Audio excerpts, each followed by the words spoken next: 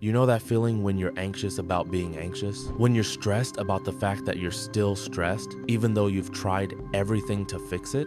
Most people spend years fighting their own feelings without realizing the fight itself is the problem. I study how the mind and nervous system actually work, not the polished Instagram version, but the real mechanics of why we feel the way we do. And one of the most counterintuitive things I've learned is this: the harder you try to feel better, the worse you often feel. Not because you're doing it wrong, but because your nervous system is responding to something you probably don't even realize you're doing. By the end of this video, you're going to understand why this happens, what your body is actually trying to protect you from, and what shifts when you finally stop treating your emotions like problems that need to be solved. We'll cover why trying to feel better backfires, what your nervous system is actually doing when you fight your feelings, and the relief that comes from stopping the fight. And here's what most people don't talk about. Once you see this pattern, you can't unsee it. It changes how you relate to yourself. Let me paint a picture you might recognize. You wake up feeling off, maybe anxious, maybe just heavy, and immediately your brain starts problem solving. Okay, what do I need to do to fix this? Should I meditate, journal, go for a walk, text a friend? You try the thing, and for a moment, maybe it works. You feel a little lighter, but then an hour later, the feeling comes back, or a different uncomfortable feeling shows up. So you try another strategy and another. What you've actually created without meaning to is a full-time job, a job where you're constantly monitoring, evaluating, and trying to adjust your internal state.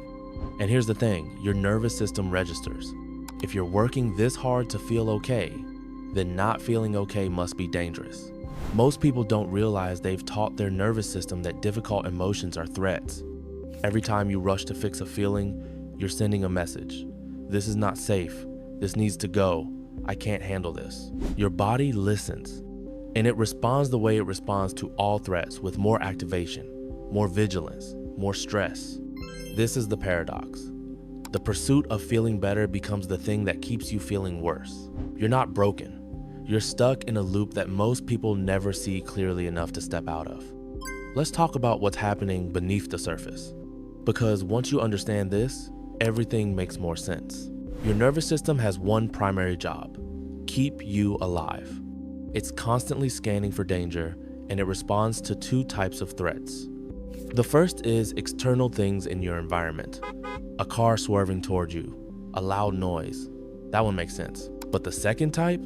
Internal threats. And this is where it gets interesting. Your nervous system can't always tell the difference between a physical danger and a psychological one. When you feel anxious and then become anxious about the anxiety, your system reads that as, there's a problem and I can't solve it, which means I'm in danger. So it does what it's designed to do. It ramps up more cortisol, more adrenaline, more muscle tension, more racing thoughts. You interpret this as, see, I really do need to fix this feeling. It's getting worse. But your body is interpreting your effort to fix it as proof that there's something to be afraid of. Here's the part most people miss. Emotions aren't the problem. Emotions are information. They're your system's way of communicating with you. Anxiety isn't an intruder. It's a messenger saying, hey, we're perceiving a threat, help me figure out if this is real. Sadness isn't a malfunction. It's your system saying, we've lost something important. We need time to process this. But when you treat the messenger like the problem, when you try to shove it away or fix it immediately, the message never gets delivered. And your nervous system keeps sending it louder, more urgently. You've probably heard the phrase, what you resist persists before, but this is the biological reason why it's true. Your avoidance, your effort to not feel the thing, becomes the signal that keeps the thing alive. So let's talk about what this actually costs you. Because the exhaustion you feel isn't just from life, it's from the constant background effort of trying not to feel certain things. Psychologists call this experiential avoidance, and research shows it's one of the strongest predictors of anxiety, depression, and burnout. Think about how much energy it takes. Monitoring your mood, judging whether you should feel this way, trying techniques to shift the feeling, feeling frustrated when they don't work, wondering what's wrong with you, starting over tomorrow. That's a full cognitive load running in the background, all day. And here's what happens over time. Your window of tolerance gets smaller. You become more sensitive to discomfort because you've trained yourself that discomfort is unacceptable, that you can't function unless you feel calm, positive, clear. So smaller and smaller things start to feel unbearable. A bad night's sleep, an awkward conversation, a day where you just feel off. This is why people say they feel like they're walking on eggshells with their own emotions. You've been working so hard to feel better that you've lost the capacity to just be, to exist without constant evaluation. And your nervous system, it's tired too. So what happens when you actually stop? When you stop trying to feel better, stop managing every emotion, stop treating your internal experience like a problem to solve. At first, it might feel counterintuitive, like giving up, like you're just gonna spiral. But here's what actually happens. When you stop fighting the feeling, you remove the signal of danger. Your nervous system has been responding to your response to the emotion, the resistance, the urgency, the interpretation that this feeling means something is wrong with me. When you stop resisting, the loop breaks. This doesn't mean the emotion disappears, but it stops amplifying. Emotions, when left alone, follow a natural arc. They rise, they peak, they fall. Usually within 90 seconds to a few minutes if you're not feeding them with narrative. But when you intervene, when you try to push them away or fix them, you extend that arc, you keep the wave crashing. Acceptance isn't resignation. It's not saying, I guess I'll just feel terrible forever. It's saying, this feeling is here right now, and I don't need to make it go away in order to be okay.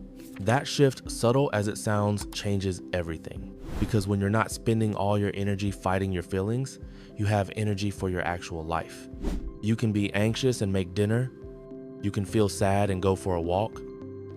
You can be uncertain and take the next small step. Here's what people report when they stop the emotional management project.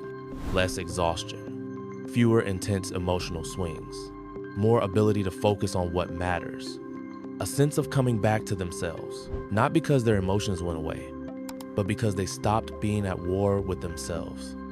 Your nervous system finally gets the message. We're safe, we can be here. This is allowable. And when your system feels safe, it can relax. It can shift out of chronic defense mode. This is what psychological flexibility actually means. Not that you control how you feel, but that you can feel what you feel and still move toward what matters to you. So how do you actually do this?